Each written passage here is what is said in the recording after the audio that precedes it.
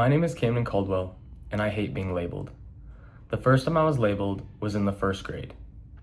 My teachers said I was a daydreamer, forgetful, easily distracted, and fearful.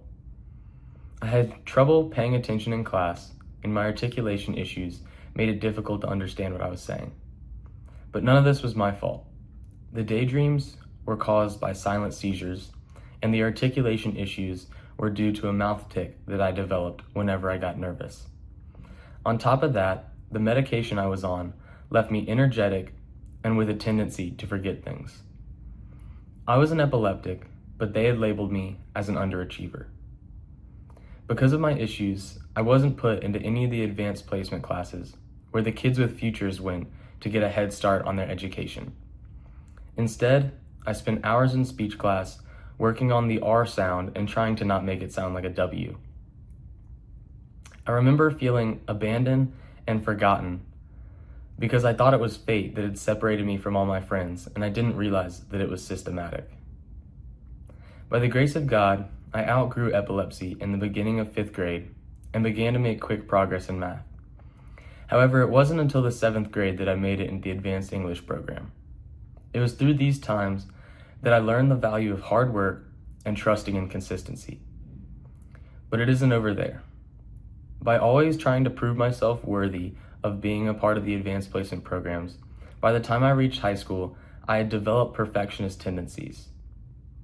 I had the mindset that each piece of work I created had to be error-free and better than anything I'd done before. And while this mindset served me well, both athletically and academically, it began to take a toll on me mentally.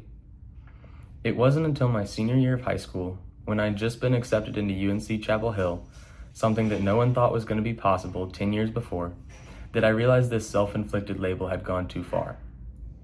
I was reflecting on past experiences and thinking about what the future held for me. I realized that I'd spent so much time living under the labels that other people had put on me, and even more time living under the labels that I'd put on myself, trying to prove to others that I was who they wanted me to be. I realized that college was a fresh start and that it was somewhere that I could decide what labels me. So I decided that I want to be known as someone who is passionate about my work, competitive but empathetic and caring, and lastly, someone that leaves an impact on every community that he is a part of.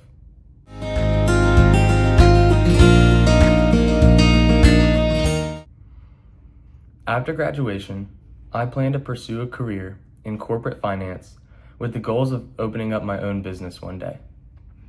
If this path doesn't work, I plan to pursue a career in wealth management with the eventual goal of earning my certifications and opening up my own advisory office to help others achieve their long-term financial goals.